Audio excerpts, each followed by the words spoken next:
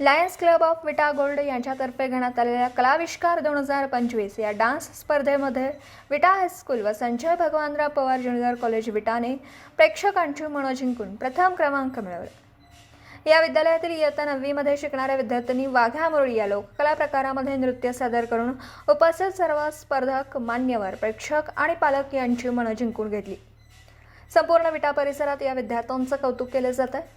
त्याचबरोबर पालक वर्गाचा वार मोलाचं सहकार्य लाभलं। यामध्ये वरद भंडारे यांचे वडील श्री संतोष भंडारे आणि आई सौ अर्चना भंडारे मॅडम यांनी मुलांकडून सराव करून घेतला।